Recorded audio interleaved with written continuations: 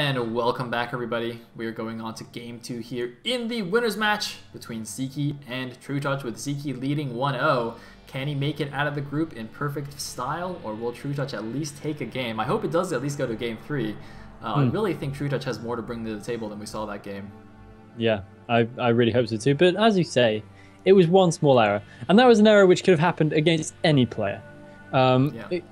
Especially as you let your guard down for a second, and it's so easy to make that kind of mistake. It's a silly mistake, but it's fairly excusable given the kind of the knife edge that the matchup turns on. So TrueTouch won't be happy with himself, no matter who he made that mistake against. And so I think he's definitely got a lot more to bring out in the subsequent game or games.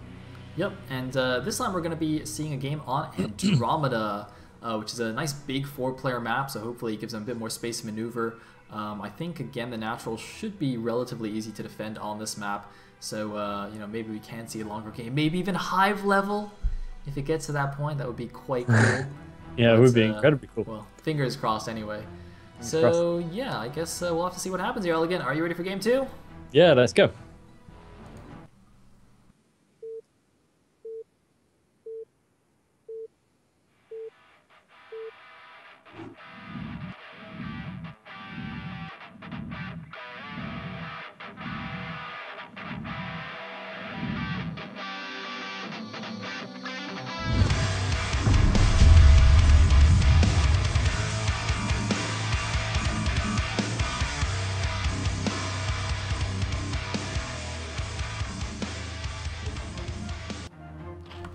Alright, spawning at the bottom left position as the white Zerg, we do have TrueTouch.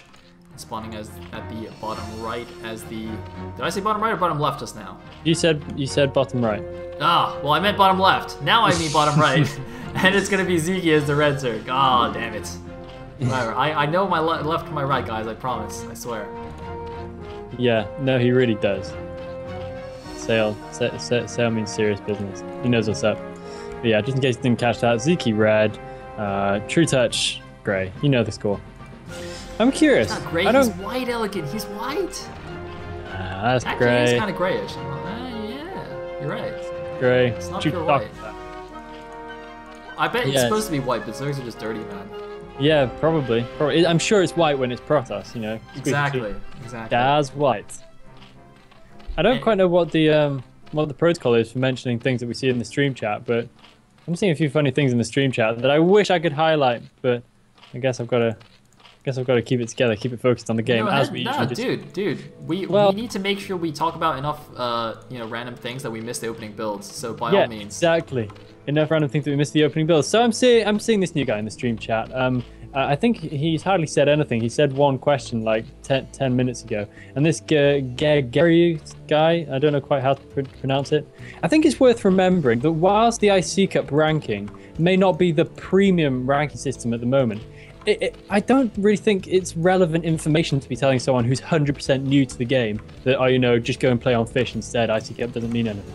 By all means, for new players, go play on IC Cup. It really is still, I think, the best place to start out. You're going to find many more people of your own level. And the elitist kind of idea of, oh yeah, but it's a worthless ladder, it really doesn't apply to brand new players. So I think it's perfectly valid to go and start your great Brood War career that will end with winning the Sauce Pro League on IC Cup. There you go. I completely agree, Elegant. There you have it. Also, all you Brood War guys are mean. This guy asking for some like metagame info. I'm just like, where have you been? You've been living under a rock. Yeah, that comment. Jerks. I'm reading this. I'm like, oh god, Brood War people are such elitist. Ugh. Like, wait, no, that's me too. Yeah. To be fair, I am a very elitist, but we've all been there. Bunch of jerks. Jerks. Yeah. Yeah. Play nice, you guys. Help the new people. Help them in, and then track them on IC Cup, and then help them some more. That's how it works.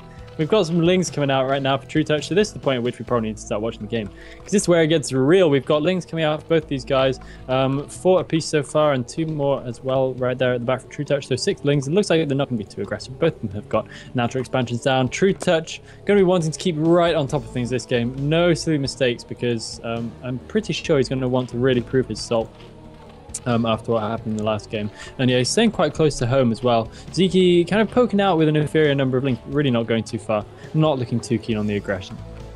Yeah, I'm wondering why he has an inferior number. I assume he must have snuck an extra drone out somewhere upon scouting his opponent going the same build as he was. Of course, they both did go for 12 full expand again, exact same builds as last game.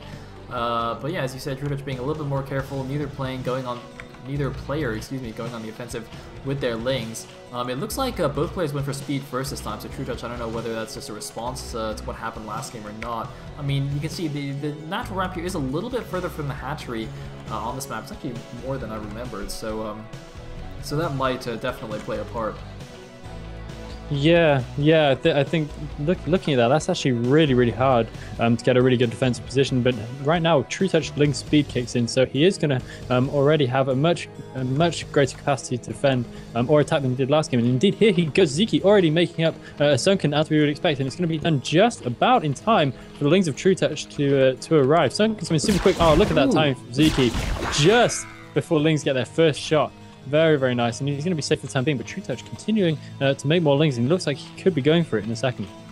Yeah, the problem for this is that Zeke sees all the Lings coming out with both his Overlords very well positioned, so he's going to be making exactly enough Lings to stop the Lings of TrueTouch, and obviously with that defender's advantage, the shorter reinforcement route, he should be able to match TrueTouch in Ling numbers and then use the Sunken to help defend him, so I'm not really sure if TrueTouch can go for anything too crazy here. I mean, we can see he's getting a Spire behind this. He's not really committing to the Zerg. He's just kind of putting on an aggressive show here at the front of Zeke's base. But Zeke, I think, knows, as well as TrueTouch does, that there probably isn't going to be any kind of big bust happening. Yeah, I don't think so. There is a pretty serious Ling count out right now, but it's interesting the way it goes in ZVZ. You make lots of Lings, but your opponent kind of has to match you, at least to a certain extent. So it generally evens it out fairly well, and it just rather depends on who's playing the mind games better, who's outguessing who a little bit. But we have no Sunken Colony in for TrueTouch, so he's going to have to make the most of his defensive position because Zeke is coming out with a hell of a lot of Lings. That is a big stream of red coming towards him. That is a little bit worrying, and he does not have so many Lings in his own natural. 26 supply right now for TrueTouch, 30 in total for Zeke. So TrueTouch may be in a slightly vulnerable position. Zeke kind of toying with the idea, I think, but just kind of hanging out on the edge, going forward, going back, not looking too ready to commit. Yeah, very interesting kind of how as soon as TrueTouch pulled back, Zeke moved out on the offensive, of course. Neither of them actually coming to an attack, although Zeke kind of positioning at the top. No, he's going back now to regroup. Man, that is a bunch of Zerglings here.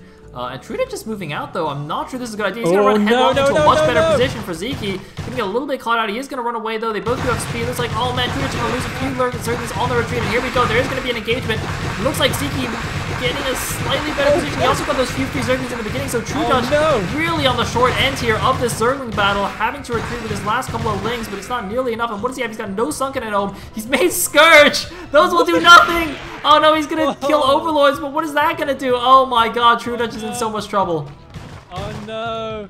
TrueTouch is so screwed at this moment in time. He has got one Mutalisk nearly finishing. It'll take one Mutalisk ages and ages to kill up all these Lings if it had no competition. And TrueTouch just kind of drilling his drones around, but oh, this is rough. This is a terrible situation. Losing so many Lings like that, it's going to be so hard for him to bounce back. He has managed to clear out the Lings in his main base, going over to the natural as well, but he's lost his natural expansion. Oh damn, TrueTouch, this is not looking good at all. The Lings are coming back to the main. Are they going to be able to grab any more drone kills? TrueTouch is drilling all he can. He needs to run away to his natural. He needs to keep as many of those drones alive as possible. And he might be able to see some, but here comes the Mutalisk to seal the deal for Zeke. GG! Zeke takes the group easy peasy. I mean, I guess everyone sort of saw that one coming, but I definitely thought TrueTouch would put up a bit more of a fight against Zeke. Yeah, wow. That was... Imagine being Zeke, just wandering into any group, just demolishing everybody and wandering out again. Amazing. Yeah, that looked really easy, didn't it? Yeah, I'm a little bit worried now as well. I don't know if Zeke has actually even just improved that much compared to previous seasons. I mean, at least in the previous 2 seasons, he's dropped games. Like, you know, he lost to South Park in the first season as well. Yep. But to beat TrueTouch so convincingly, with TrueTouch, I would rate as one of the top 5 at least, if not top 3 foreigners who are not Ziki, is a bit worrying. I mean, is he just gonna, you know, wander all the way to the finals and take it down again? I hope not. I hope there's going to be someone who can put up some kind of a fight against him. But that's going to be interesting to see who he draws in the next stage of the tournament and whether anyone can do anything about him. But that was very, very simple. And True Touch is going to go on to the final match to either face Zaraki or to face Freeman. Freeman, that's one. Freeman. Sorry. It's all right. I can't believe you forgot the Protoss player of all people. Again, the Protoss. The Protoss. That's all right. You're absolutely right. Next will be the losers match, a PvZ best of 3 between Zaraki and Freeman, with the winner facing True Touch. An unenviable position for either player, really. I think True Touch will be itching for some revenge. So we'll either have a ZVZ or a ZBP final match. But before that, the losers match will be coming up after the break.